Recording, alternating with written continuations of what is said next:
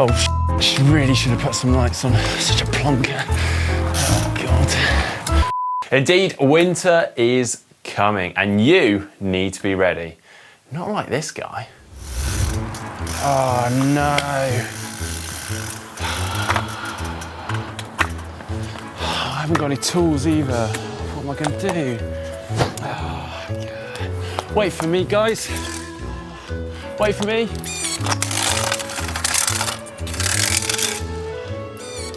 Wait for me. Yep, if you do live in the Northern Hemisphere and want to get the most out of your winter riding and also make sure that your bike survives it, then it is time to get your bike ready for the winter, which conveniently I am doing myself today. So I thought I'd bring you along, show you how to do it. Okay, first things first, I'm gonna put this rather nice steed away. Okay, I know not everyone has the luxury or option of multiple bikes, but if you do, putting away your more expensive race bike is not a bad idea over the winter, or at least just keep it to indoor use. Yep, keeping up your training over the winter months is pretty essential if you want to hit the beginning of race season in the best shape you possibly can. So getting yourself a winter hack could be a very worthwhile investment. Granted, my current winter hack is also a pretty nice bit of kit, but at least I do like to put my TT bike away, opt for something a little bit more comfortable and probably a little safer over those winter months. Before the luxury of being on GTN, I used to have an older road bike that I just use over the winter months. Had a nice sort of entry to mid-level group set on that bike that was pretty bomb-proof, but if those components did wear out, which inevitably they do over the winter months in those elements, then I could just quite cheaply and fairly easily replace those parts as and when I needed to. Okay, so whether you're changing your bike for the winter or not, something that I would really suggest you consider is your tyre choice.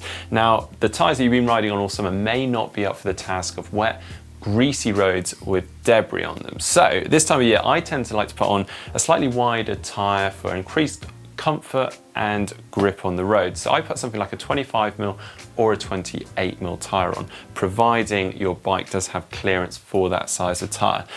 Also, if you have been riding on the same tyre all season, as I have been, then they may well be slightly worn out by now. So it is actually just a matter of time before the debris that's washed onto the roads during the winter causes you to have a puncture. So not only would I suggest you have a look at your tyres, consider replacing them, also consider replacing them with something slightly different. So today I'm actually putting on an all-season tyre. It's a Continental Grand Prix 4 season. It's great for all year round, but very good for the winter conditions. Now, typically with a tyre like this, it does weigh a little bit more as a slightly higher rolling resistance, but in turn, you do get a more durable tyre and increased puncture resistance. Now, prevention is better than cure, as they say, so time spent giving your bike a regular once over will serve you very well at this time of year. One area I would really recommend you keep on top of is lubricating your bike. Any area that needs lubricating, make sure it is. The chain is really susceptible to corrosion and wear at this time of year during the winter months as it's exposed to the elements. So I always clean it down as I have already, and then I'll apply a lubricant to that. I actually switch over to a wet lubricant at this time of year, and actually after each ride, I'll clean the chain again and reapply that, especially after wet rides. In addition to that, I would also recommend using something like an aerosol lubricant on any exposed metal bolts on the frame. So things like the bolts on the stem here, on the seat clamp, or even on the bottle cages, where water can settle in those bolts and cause them to rust. So actually by spraying a little bit of lubricant in there, that will repel the water and hopefully prevent that oxidation and rust occurring. Okay, next thing I'm going to be adding to my bike is mudguards. Love them or hate them, they are a winter riding essential, both for your comfort and your riding buddies too. I will admit, it does pain me putting mudguards onto my nice looking road bike, but you've just got to embrace it at this time of year. And admittedly, they do help to keep you and your bike a lot cleaner and a lot drier. So rather than dealing with the spray in your eyes from the tires, do yourself a favor, get yourself some mudguards. Now, some bikes will actually have little eyelets on them that will allow you to install and attach full mudguards. If you haven't got those little eyelets on them, like I have, then you can actually get these clip-on mudguards, which work really quite well. Failing that, you could actually just quite simply, in a very basic option, get an air saver that will attach to the saddle rails that poke out behind the saddle. That's not going to protect your riding buddies, but it may stop a little bit of spray onto your backside. Now, another thing to consider at this time of year is a saddlebag. It's not essential, but given the conditions that you're going to be riding at this time of year, it's good to be prepared for all situations. Now, you could put an extra tube or two into this saddlebag, a multi-tool, a CO2 cartridge, whatever you like, all of which is going to free up your space in your pockets on your jersey, allowing you to put a little bit more food in there should you be doing longer rides over the winter, some extra warm layers, and so on.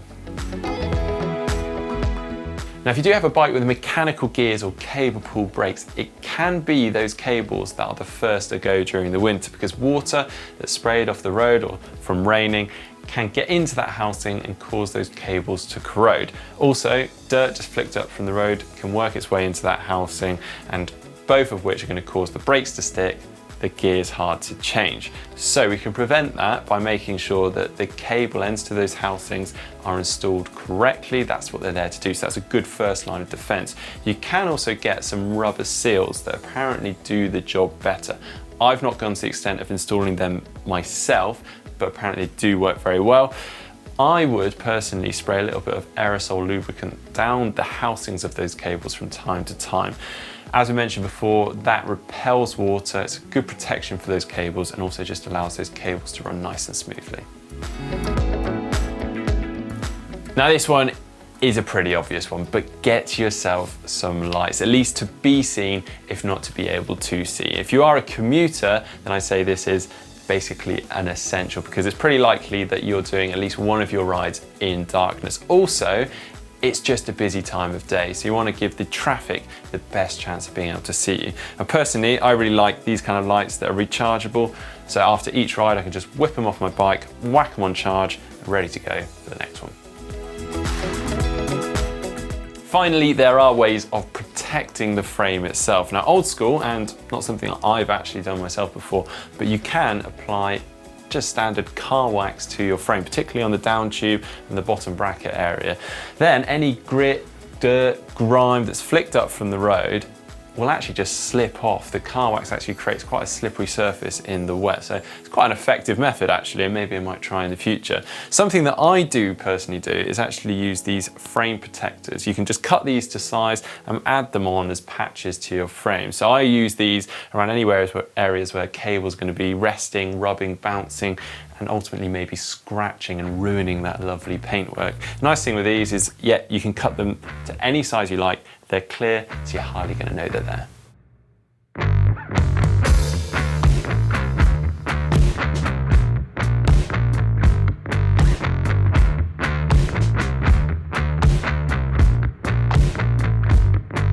So that's it, my bike all ready and raring to go for the winter ahead. Of course, my next and final crucial tip is to make sure that you keep your bike clean, which I know is incredibly hard when you get back from a long, cold, maybe even wet ride. The last thing you want to be doing is cleaning your bike, but it can significantly prolong the lifespan of both your bike and its components. Now, if you have enjoyed today's video, do make sure you hit that thumbs up button, and if you would like to see more from GTN, you can click on the globe and subscribe to the channel. If you'd like to see our recent video on tubeless tyres, answering some of those questions, commonly asked questions that we get sent in, and debunking some of the myths, you can see that by clicking just up here. If you'd like to see how to repair a puncture on race day, you can see that by clicking just down there.